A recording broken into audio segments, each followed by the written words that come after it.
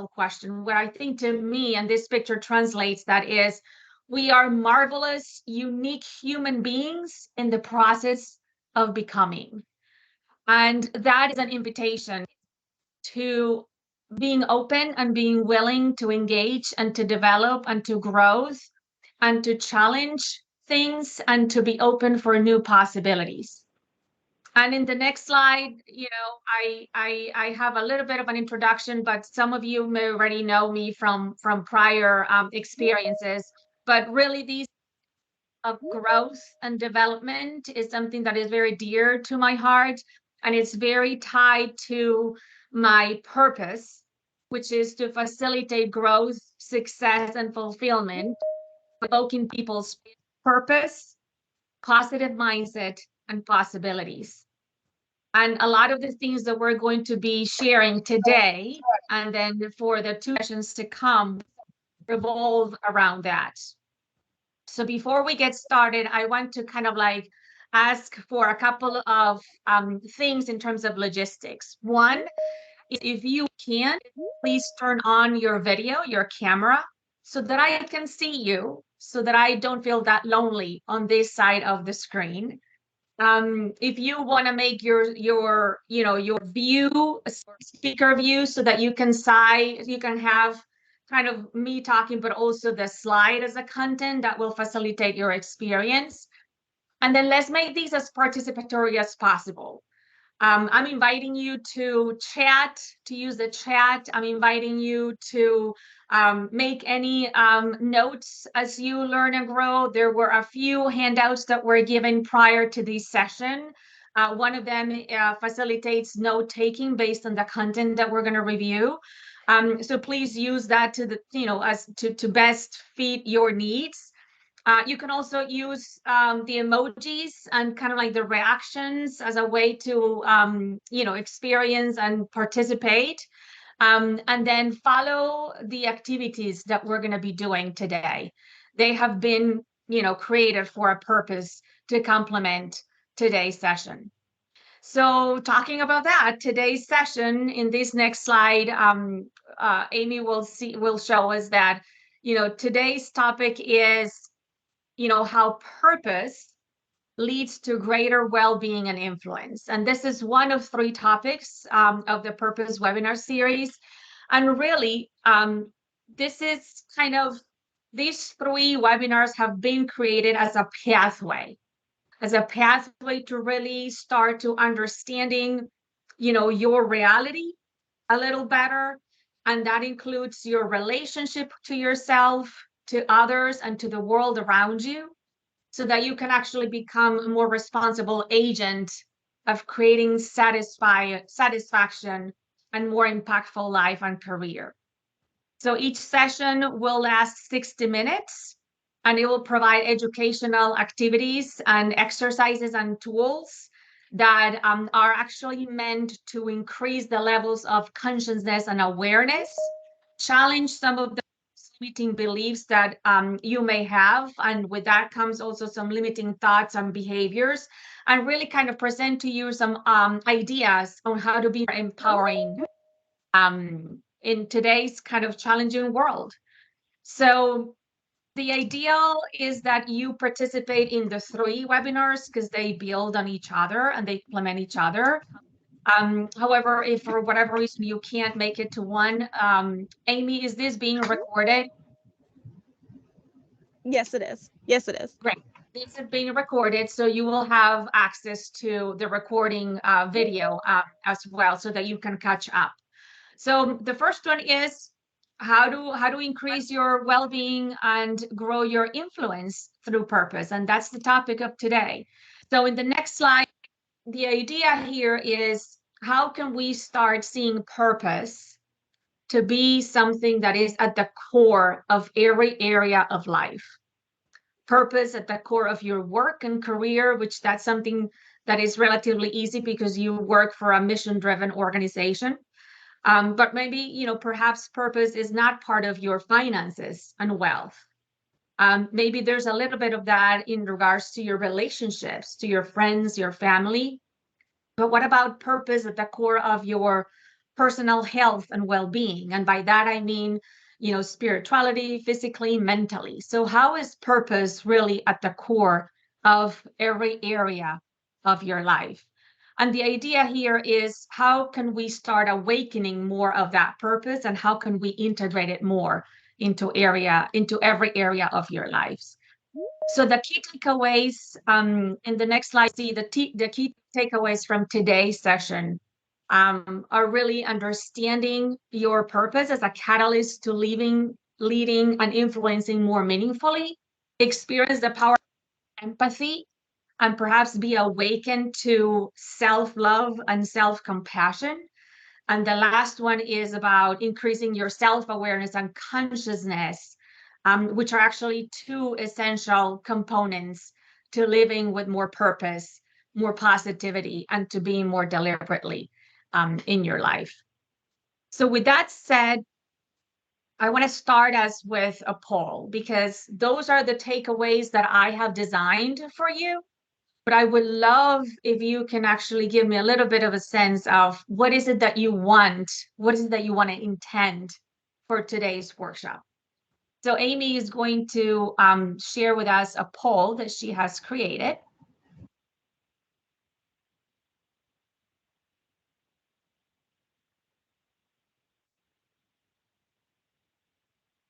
There it is. It's coming up. So the question is, what do you want or intend to get out of today's workshop? So please, click on the ones that apply to you the most.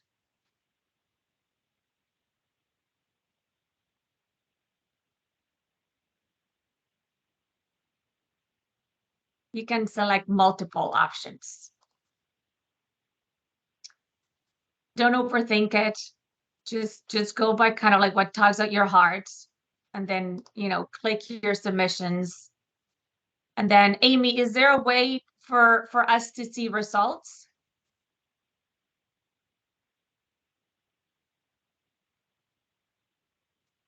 I believe so. One moment.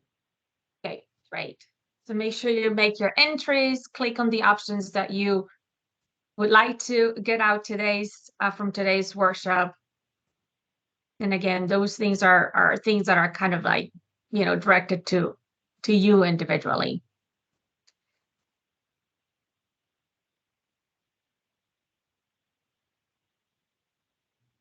Let's see if Amy's able to show us the answers.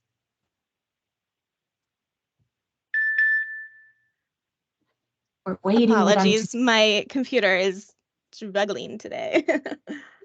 Do you see the one that has the majority? Can you tell us if you can show yes. Yes, at 20%, we have to learn tools to help me live more purposefully. Okay, wonderful. Which one is the next one to that one? Tied at 13%, we have to discover, create more purpose and meaning in my life, and discover my blocks to living more purposefully. Wonderful. Well, so good news. We're actually going to do that. So at the end, hopefully, those three specific areas are going to be fulfilled.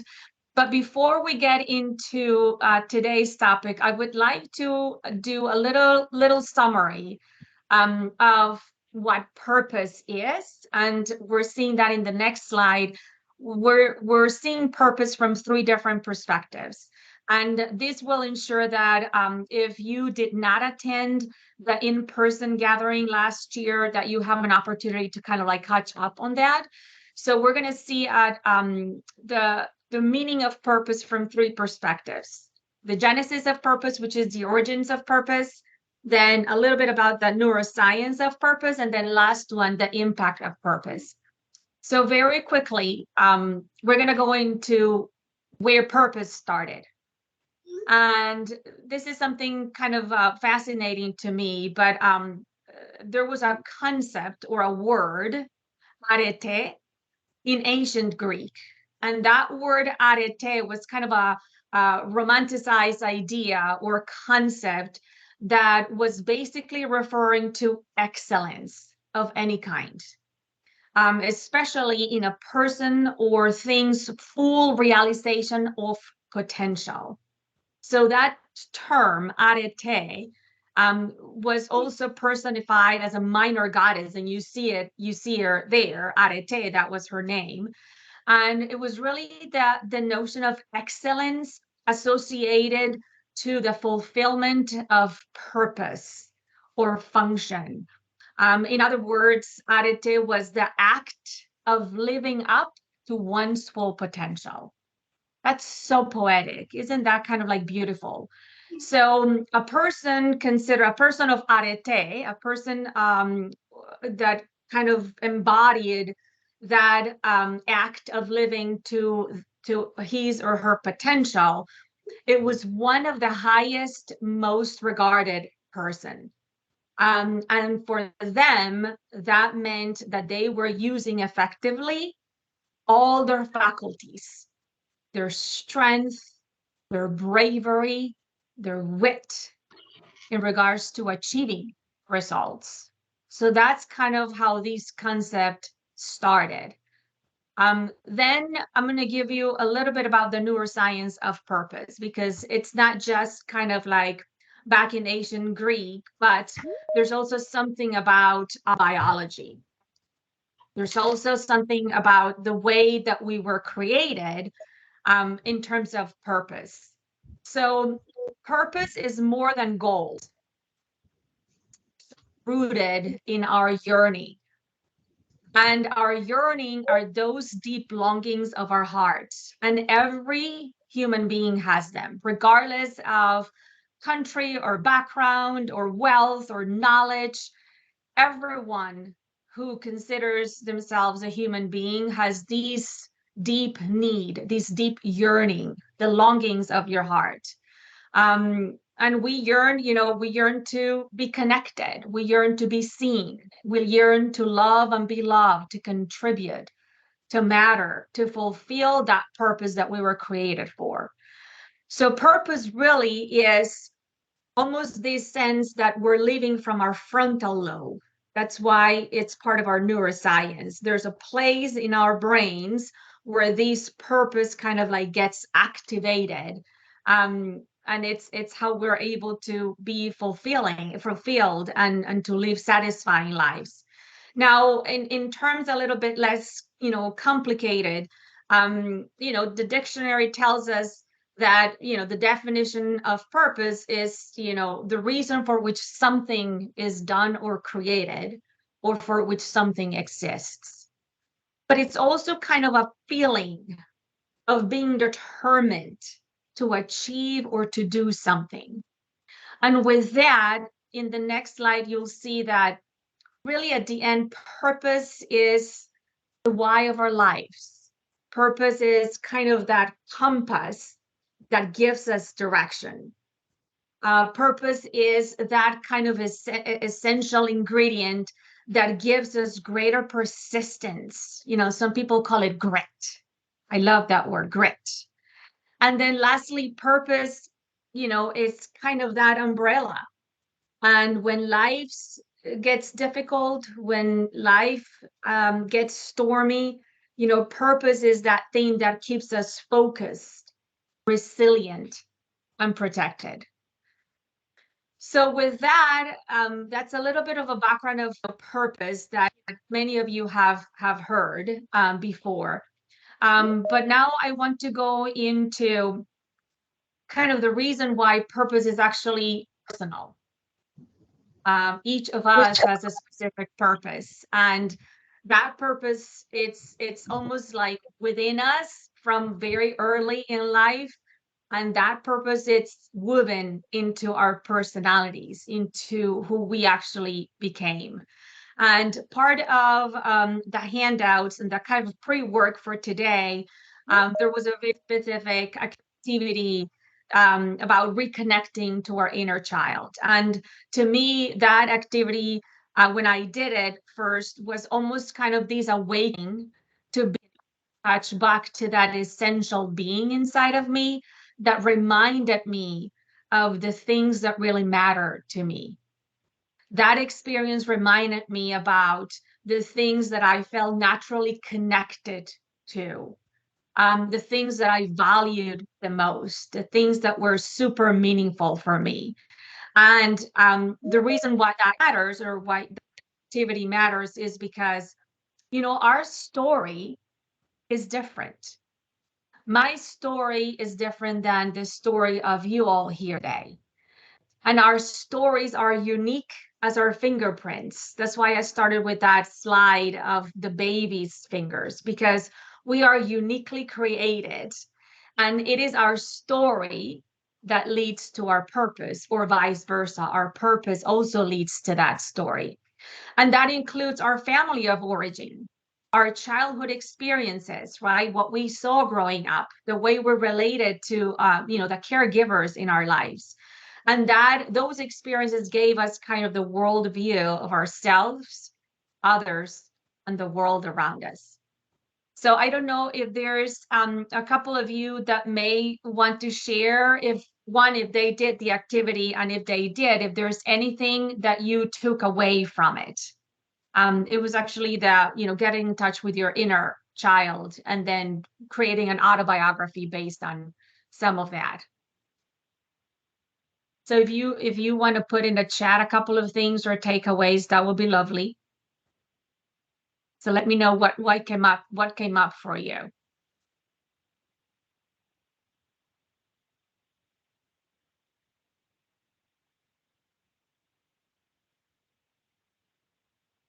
I don't see any chats yet. Are you guys still there? Does anyone prefer to share over voice instead?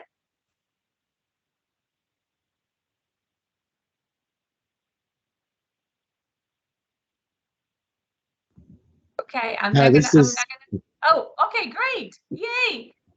hi, this is Casey. I'm sorry my camera's not on. My last few weeks my laptop has not let the camera work, but I Well, we hear you loud and clear, Casey. So thanks for being with us today. yeah, my pleasure. Um I think, like, when I think about my purpose, gratitude, I know, like your state of being is not necessarily your purpose, but my purpose, I think, is largely driven by gratitude, that I've been so fortunate in so many ways that I just feel driven if I'm able to help people, whether like professionally or financially or whatever it may be. I just feel kind of compelled to, if I can help somebody else. And, my gratitude really drives that. So, um, yeah, that's just kind of a general thing that I feel driven by, that. And, living in gratitude just makes your mood better too, and kind of makes you want to do more and be a nice person. Oh, that's so wonderful. Casey, thank you so much for sharing with us.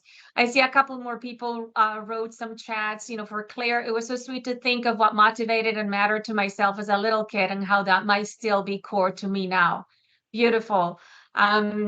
Elsie, it was fun seeing such a genuine smiles and laughs. It made me notice I then and now enjoy laughing and having fun with people I truly care about. And I also enjoy yummy treat. Of course, who doesn't? As little kids, we enjoy those yummy treats. I'm curious about and enjoy nature. That's wonderful. Well, I'm glad I see more chats coming up. So feel free to kind of interact with each other. But I'm so appreciative of you kind of trusting the assignment and trusting the pre-work. If for whatever reason you were not able to do it, still do it. These are things that you can take away, with you, and you can do at any given point. I do it very often just to remind myself of those things that are part of my being, that are still with me. But because of how the world goes around and fast, I tend to forget. So please keep using those tools as you see them fit best. So the next slide is gonna kind of open up kind of the stage for today's webinar, which is the notion of being mindful. And sometimes we hear of the words, but we don't necessarily understand what they mean. So I love the work of Ellie Langer. She's been an incredible and she's passionate about you know really the things that we care for and the notion of paying attention, you know, to being present. And I love her quote, no matter what you're doing it mindfully or mindlessly. So it's really an opener to, you know, the idea that we're actually not mindful most of the time. We're actually mindless. In other words, we are on autopilot. And an even worse image of that for me is zombies. Like raise your hands if you've seen movies of zombies. I want to see a couple of I can't be the only one. Do I see a couple of hands? Okay, I see hands up. Okay, great. So zombies. And I'm gonna put myself and I'm gonna embarrass myself a little bit, but I think it's just appropriate. So how do zombies walk? Right. And when they hit a wall, what does the zombie do? They just keep hitting the wall back and forward. It's almost like, not almost, they don't have direction. They don't know what's happening around them, you know, and when we're on autopilot, we actually tend to be like zombies too. So what she's proposing is that unless we actually work on it, that unless we're actually activating that frontal lobe, we actually live our lives mindlessly. So purpose is actually about being present and being conscious as well. So purpose, as you see in the next slide, is actually something that can be experienced in the moment. You know, a clear sense of purpose can actually guide us through our lives, you know, experiences and in every one of our life's choices. It can bring meaning and joy to anything and whatever we do, including being here in this webinar with each other. So purpose really isn't just like a big statement that you print on a wall or that you hang on a wall. It's not an elaborated and complicated statement either. And it doesn't even, purpose doesn't even mean that it's an overarching achievement. Purpose is actually a way of being, a way of living in the moment. And it can happen, like I said, at work, at home, here in this webinar when we're together. And if we actually are living more purposefully, you'll see that there are some benefits to that. And in the next slide, you'll see kind of like two groups. And there's, you know, individuals that decide to awaken their purpose are actually able to live healthier, happier, and longer lives. They fulfill their destinies. They find more meaning. They make a difference to themselves and others. They succeed at a faster pace. They develop their immune system. They reduce the risk of Alzheimer's by more than half of it. This one blew my mind. They can repair their DNA. They have less depression. They have more energy, more resilience. They're more satisfied. They're less likely to be exhausted or burned out. They're more focused and they tend to thrive.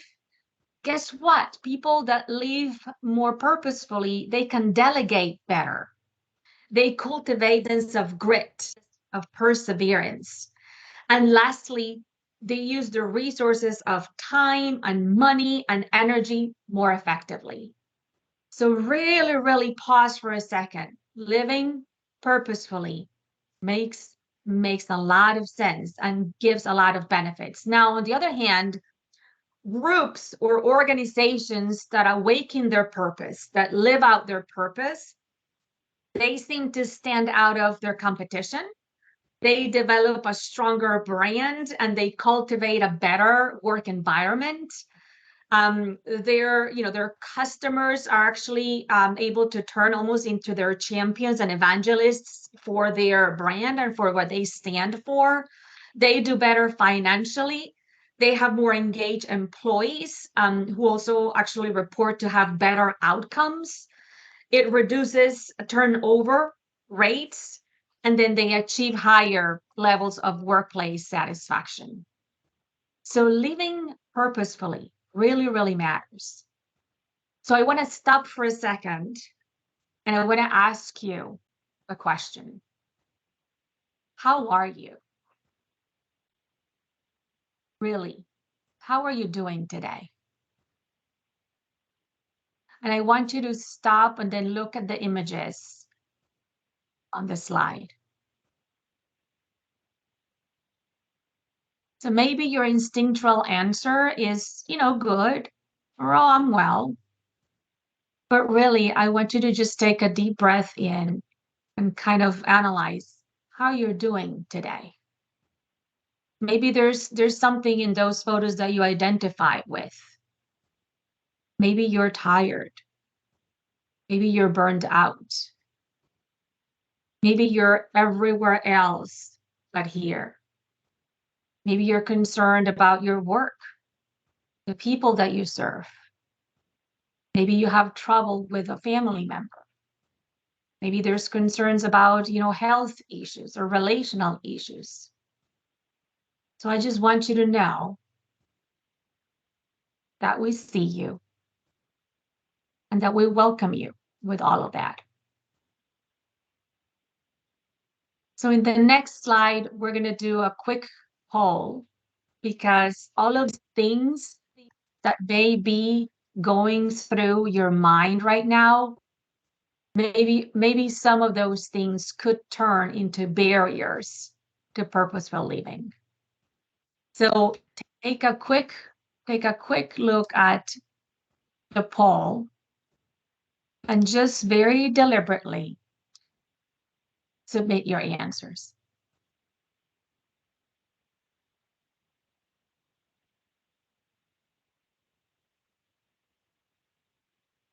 There's concerns about income. That one is going up.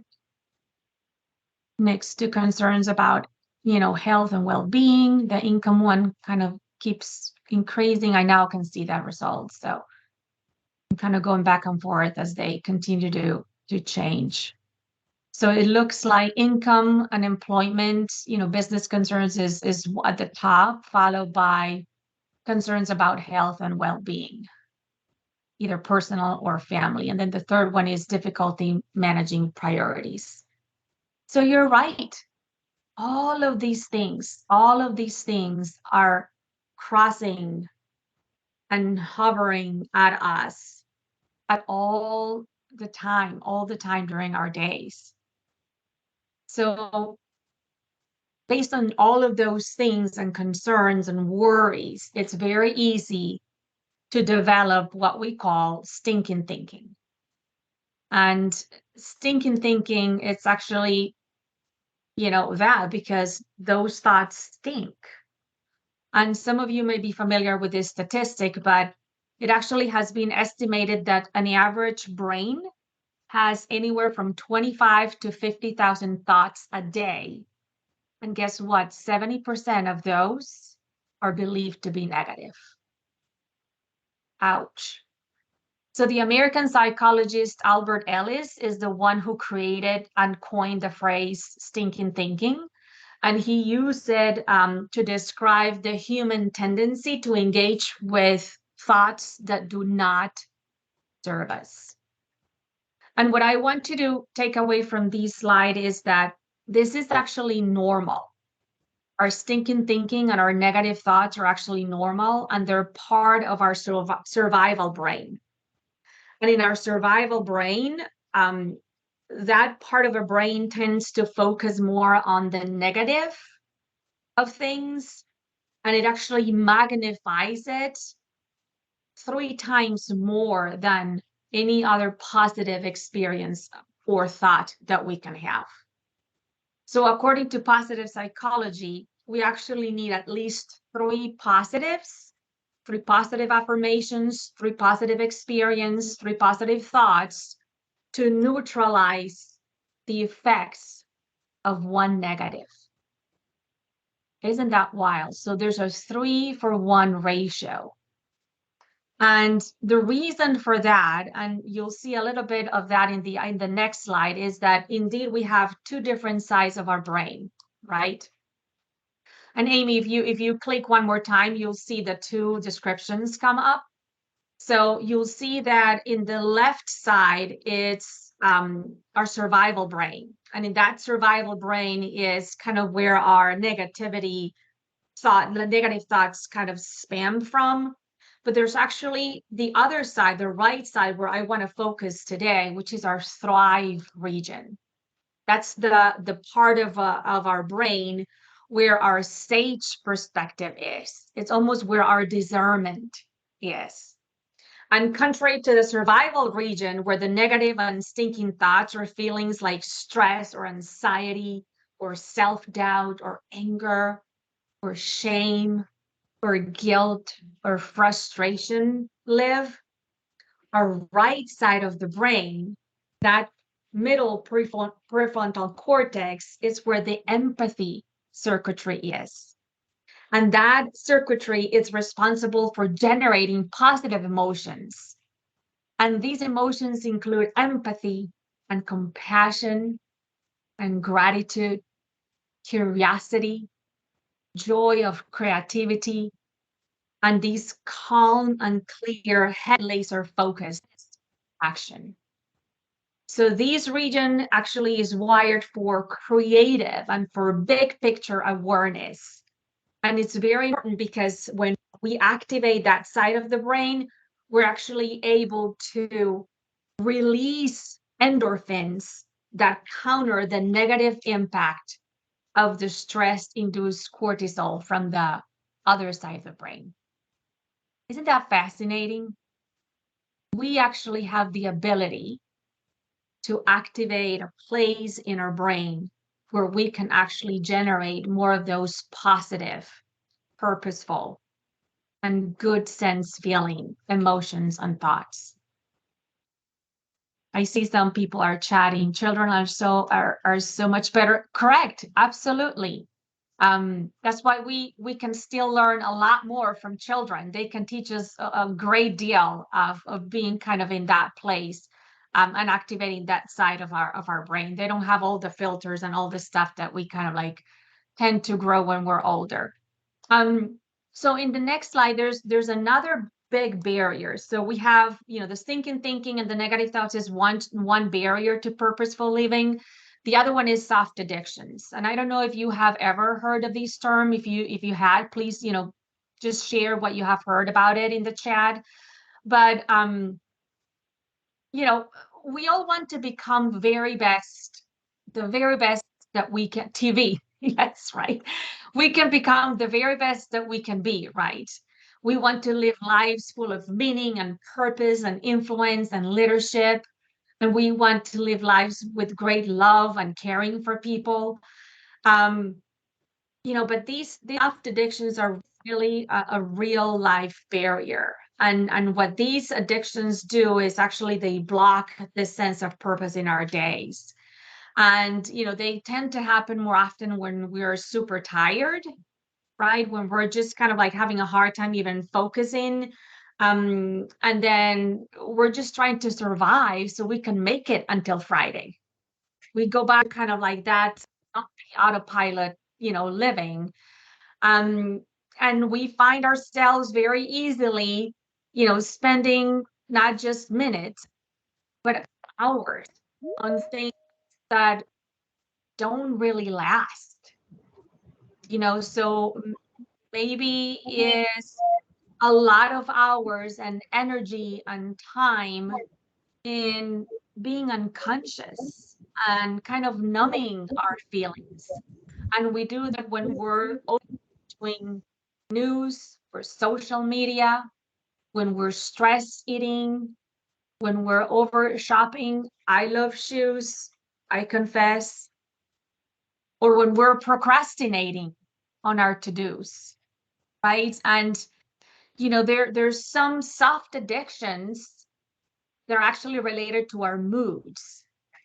When we're kind of cranky or irritable, or when we're kind of spinning, when we're kind of foggy, hard to be focused, when we're frozen in fear, paralyzed, when we're caught in our drama, right? Or when we're kind of in this endless loop of thoughts that just don't get us anywhere. I see a lot of people are confessing on the chat, and I am so appreciative of your honesty. Food and sweets and social media, TV. Yes, absolutely. All of those things are true, and they can be considered as soft addictions. So we're actually going to go into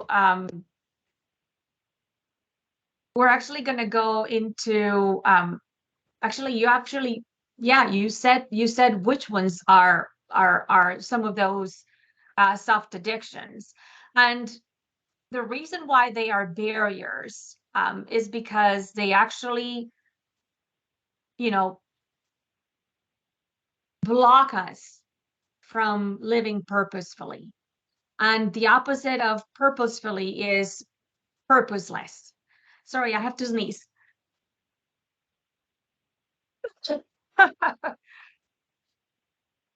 Sorry about that. So the cost of living without purpose is that we are numb. We are on autopilot. We are unfulfilled. We're less productive. And we are easy to go into moods that actually don't take us anywhere. Thank you for the blessings. Thank you. Thank you. So what we're going to do now is we're going to take not a lot of time, but we're going to take a minute or so to kind of be present to ourselves, to our bodies, to our minds by doing a breathing exercise and a mindfulness bell. So I'm gonna let you hear what this mindfulness bell is, and it's actually a free app. And what I do with it is I have it set for every hour. So every hour, as much as possible, note that I'm not telling you to do it at all times, everywhere, and always, but as much as possible, what I do is when I hear that bell on the top of the hour, regardless of what I'm doing, I'm taking a step back and I am reminding myself to breathe. We don't breathe enough. So we're going to do that exercise together. And if you feel comfortable, once you hear that bell, close your eyes and just follow my instructions. So make sure that you're kind of in a safe place around. If you're sitting down, that's fine. So just be aware of your surroundings. So at the count of three, I'm gonna let you hear the bell and I'm gonna give you some instructions. Okay. So here's the bell.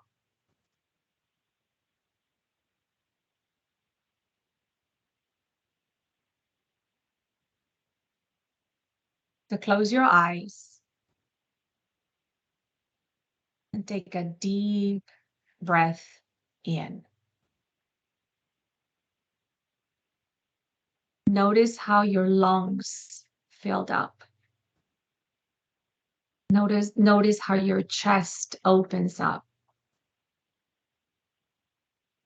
Take one breath in again and hold it for a couple of seconds. Hold it, hold it, and let it out with a noise, with a sound. We're going to do it one more time. Deep breath in, hold it, and let it out with a noise, with a sound.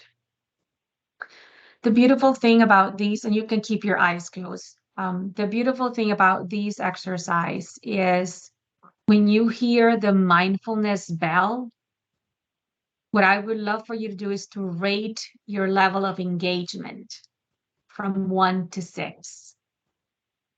So 1, obviously, it's very low. 6 is kind of, the highest. But when you do that, what you do is you become more mindful in the moment, more present in the moment. And, every top of the hour, if you do it, you'll start kind of bringing that as a practice into your, beingness, into being more purposeful in the moment. But you can actually do this before a meeting. If you are facing, a hard conversation with someone, you can do that prior to as well. So this is a very, very helpful, very simple, tool. And the app, the free app is called Mindfulness Bell. And again, it sounds like this.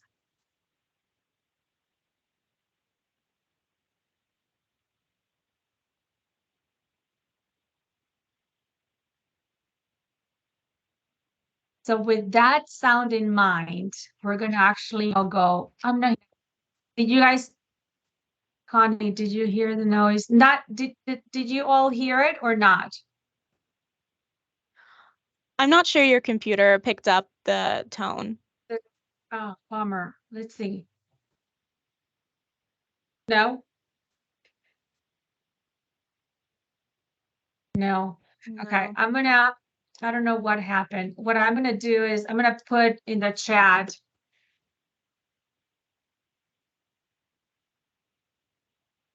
That's the name of the app. It's like a ding, but it has a resound kind of bounce to it, and it kind of extends. So it's almost like a beautiful way to just pause and breathe. So I apologize for that. I don't know what's happening with the noise, with the sound. So we're gonna go now into movie time. I don't know if you were expecting, but we're gonna go into the movies.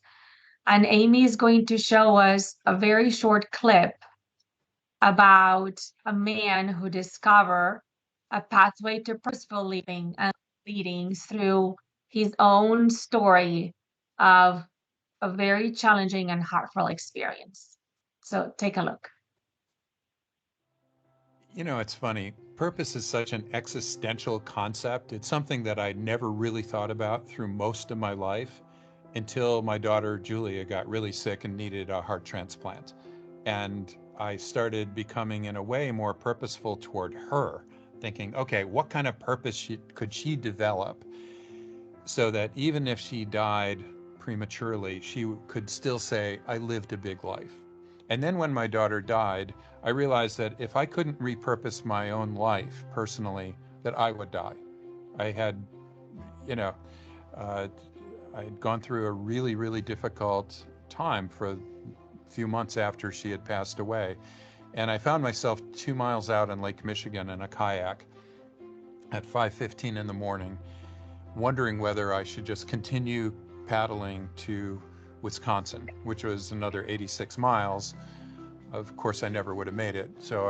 But I was contemplating that, or going back the 2 miles back to the shore and back to my cabin. And I realized if I decided to turn back and go back to the cabin, I would have to become a new person. I'd really have to change my life. And I started realizing I have to change or repurpose my life. And while the University of Michigan was so kind in saying, look, Vic, you can take off the next semester and even the semester after that. You've just gone through one of the most difficult experiences a person could, losing a child. So you don't really have to teach. And what I realized at that moment was that, as kind as that was, it wasn't the advice that I needed. So I called the university back and said, I actually want to teach, and I'd like to teach as soon as possible, and I'm going to teach every one of my students as if they're my own daughter.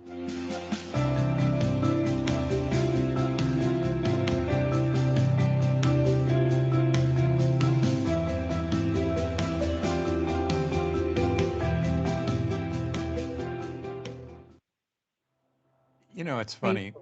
Thank you. Thank you so much, Amy.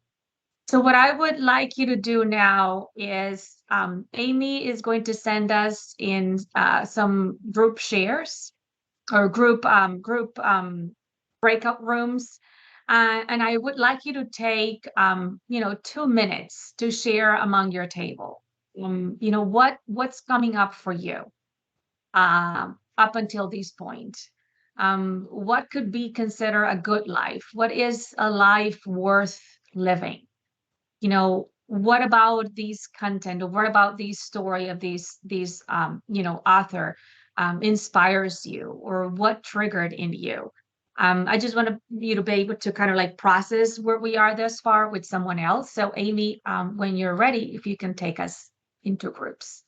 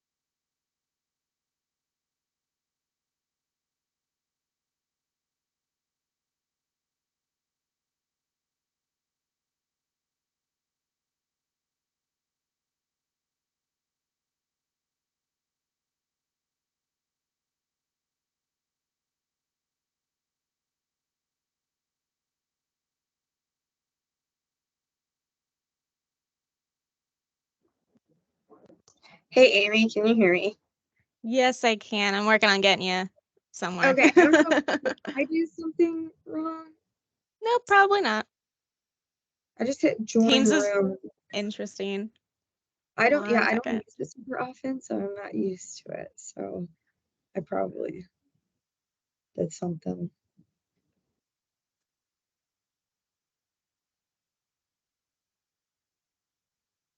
Well, everyone here could share. That might be the easiest because Honestly, yeah, that's fine with me. Here, let me turn my camera back on. hello. Oh Lord. How are Oh, you? looks like Patty's turning into. Am I in your group? Hello. Sure. Yeah, I think this is the group of people that got I'm lost. trying. I'm trying to get Okay. people who were not assigned to get them assigned. I think I Okay. was assigned, and then I hit something, and then it like took me out. Let's see. I did the Wait a same minute. thing. 1 second. Everyone. Unless you all want to share. I mean, we could also just do that too. So we're looking. Question is to look into our own history and times when we. Well, the question is to find times in our lives when we found purpose. Is that what we're looking for? Yeah, what makes a life worth living? Oh Like, yeah, how would you yeah, define yeah. a good life? Mm-hmm.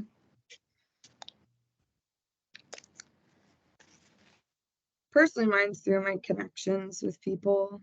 I've always said that I feel like I could work any job as long as I enjoyed the people that I was working with, and really had that relationship piece. So for me, I definitely measure my fulfillment and drive and passion in a lot of my interactions and connections with other people. And I'm very energized by that. And I think one that you also have opportunities to be challenged too.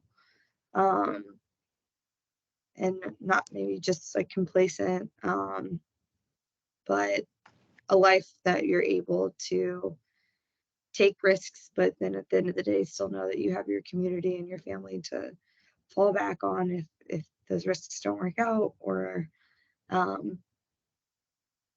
having that safety net of people makes me personally feel very lucky that I have a good life to have that support system.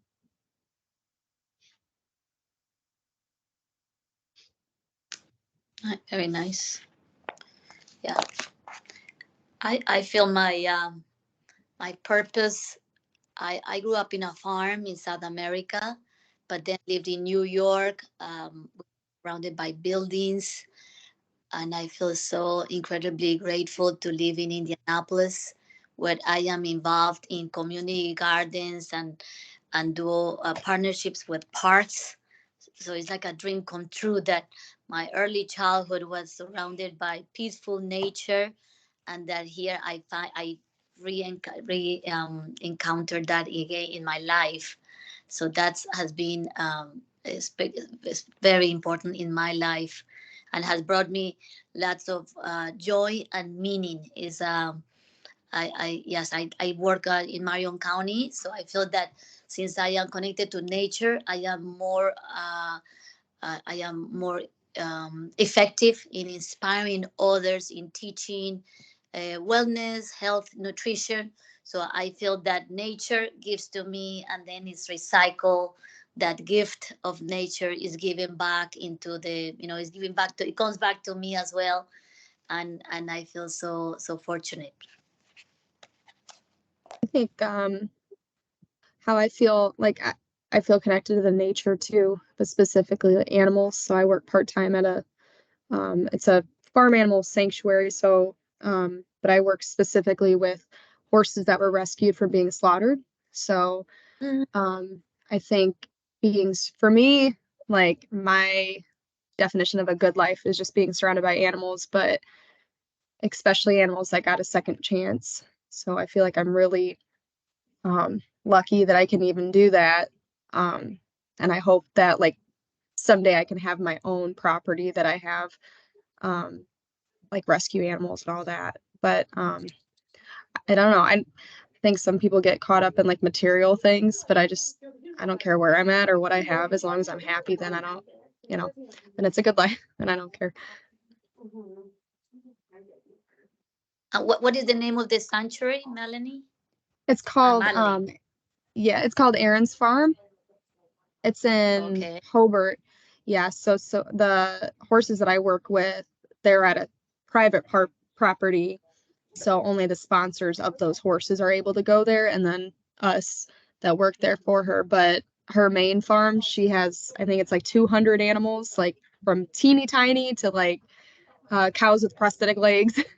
So yeah, and they were all saved at some point from something. So it's really cool. She does tours too. So if you're ever up around here, it's in Lake County. I don't know which county you're from, but yeah, it's Marion County. Okay, so yeah, it's really awesome. She's a cool lady. If you look her up on Facebook, she has a whole bunch of her stuff on there.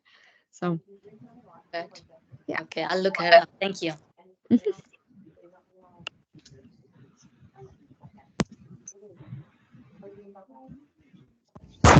Story. So.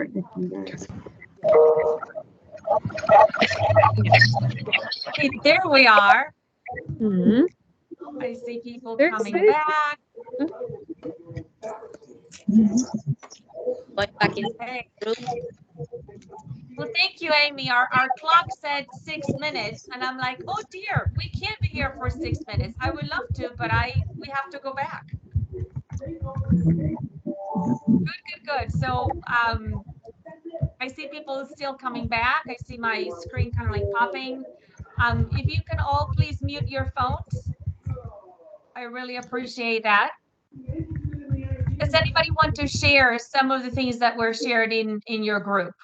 Does anybody want to share?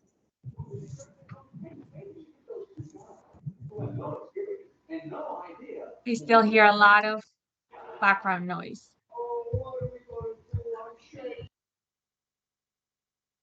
Okay. I good. will share if nobody else wants to. Wonderful. And who is this? This is Trina Josart. I'm sorry, I thought my name was up there earlier. Hi, Trina. That's okay. Go ahead. Hi, and I apologize. I don't even know who I was talking to.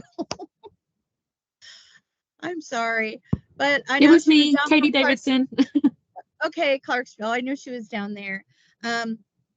But we both had the same thing in common about talking and going outside of the box, trying different things, going different places, maybe not going to the same restaurant, which her and I experienced.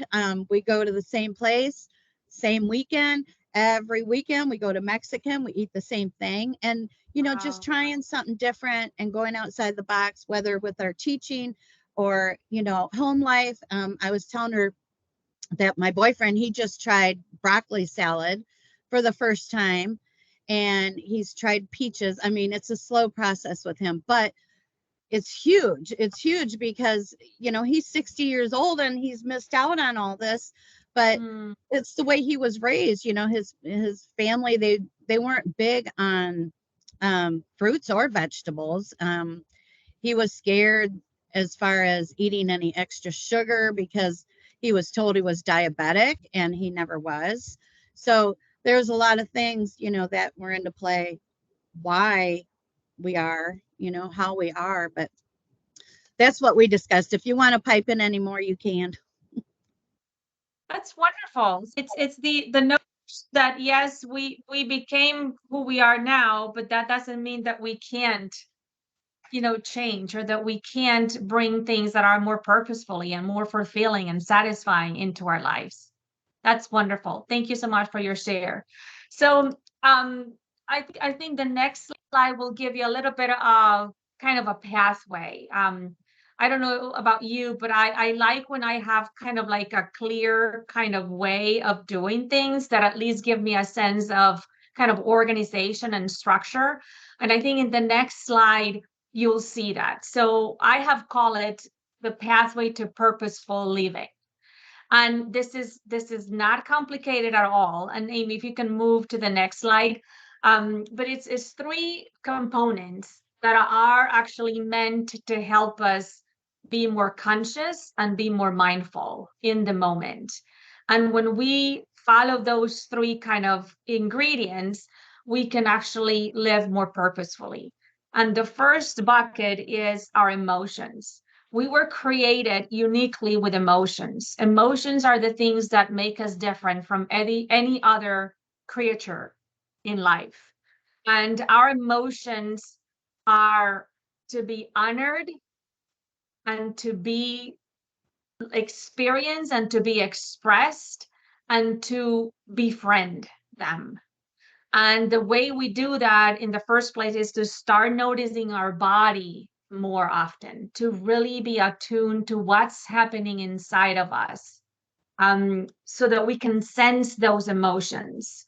And those emotions can manifest through, you know, currents of like kind of like hotness traveling from head to toe, or, you know, sweaty hands, or we get almost kind of like as if something was choking up us in our throats and it's difficult to, you know, speak.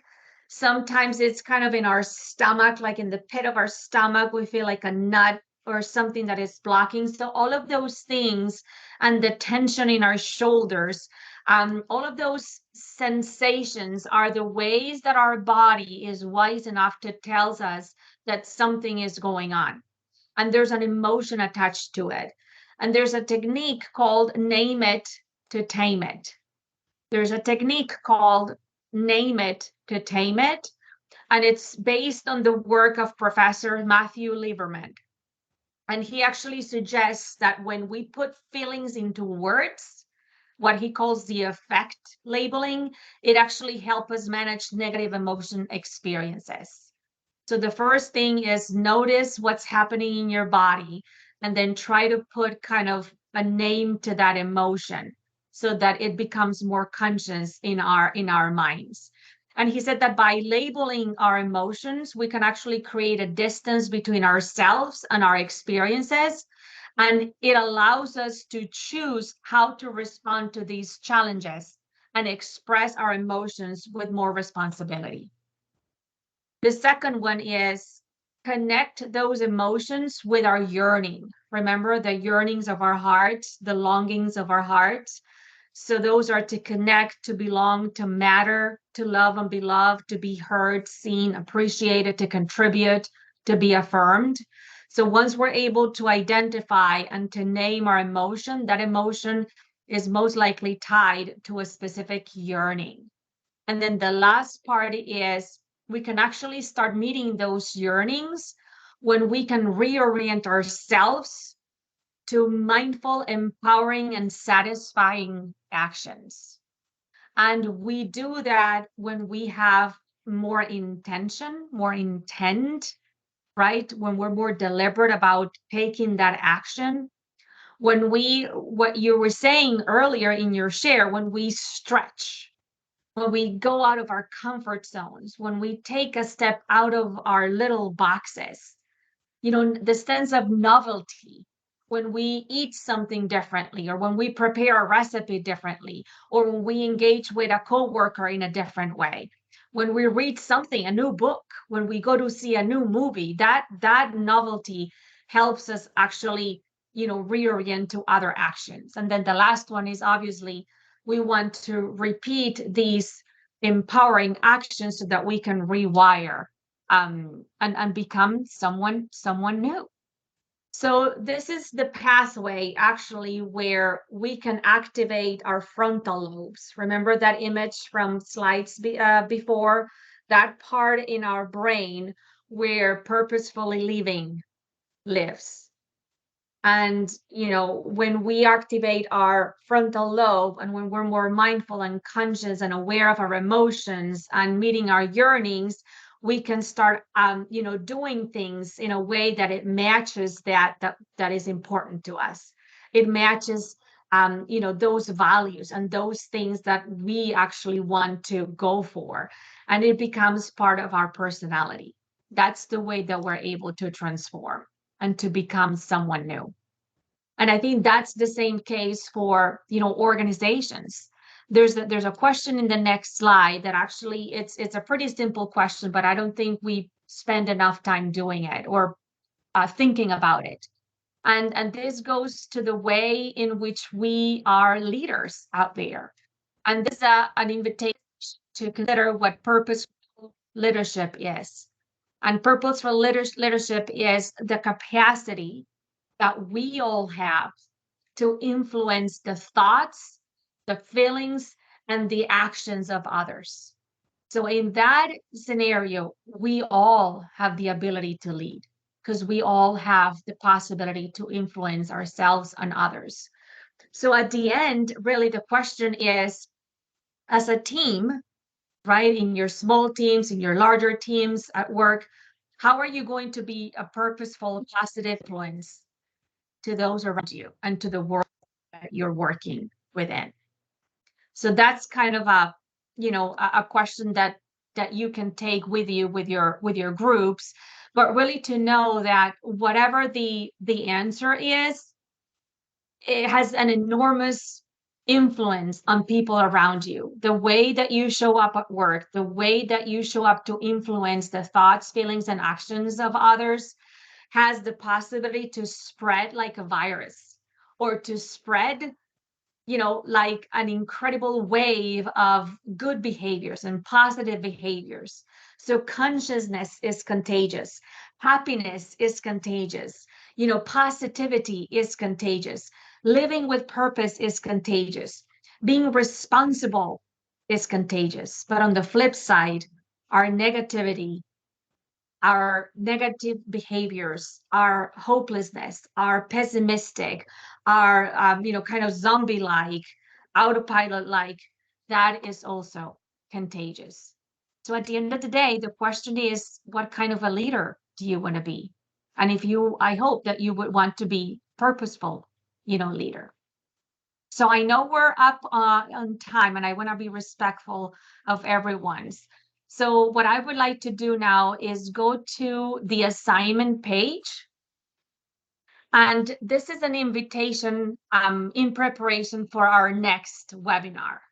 So there's 4 things here, actually 3 things. The first 3 things are activities that I would like you to invite you to choose one of them, the one that resonates the most with you. And you also have these as part of your handout that you were giving. So you don't have to necessarily make a choice right now, but know that the invitation is to choose one of them. It could be elaborating more on the first activity that we did with the inner child. So you can actually take a photo of you when you were little, take that same picture, and continue to mesmerize by this little being.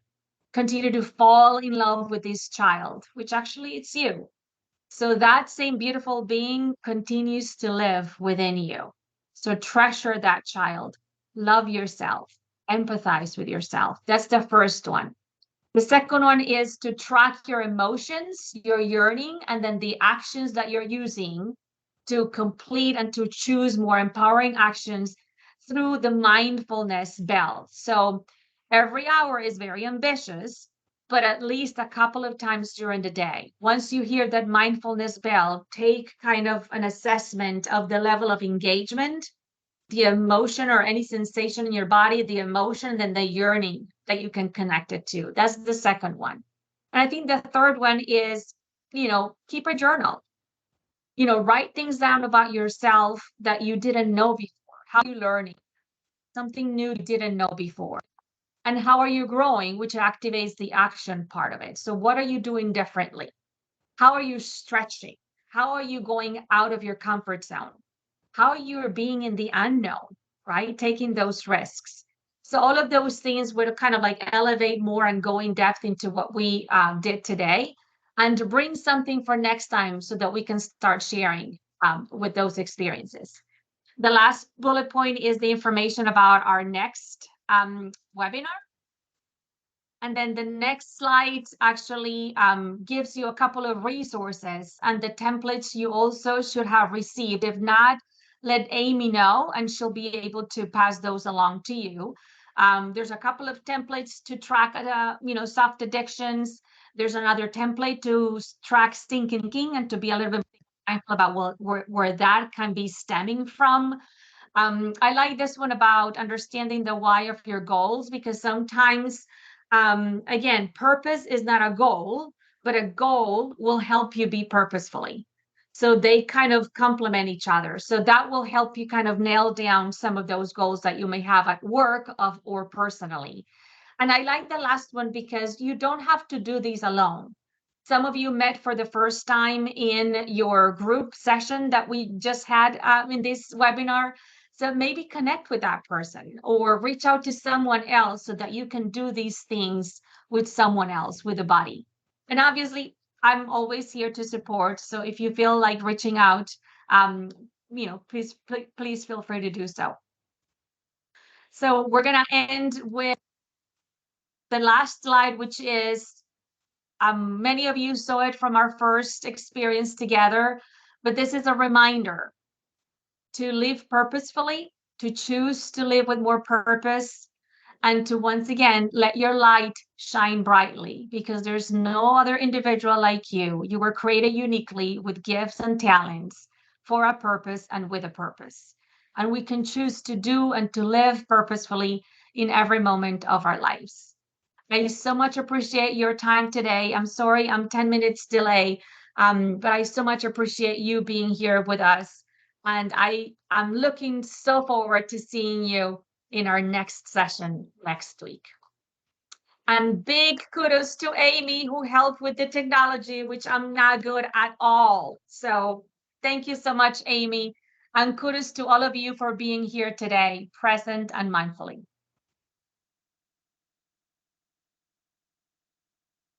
Thank you all. Bye-bye, everyone. Have a good rest of your day. Thank you. Thank you.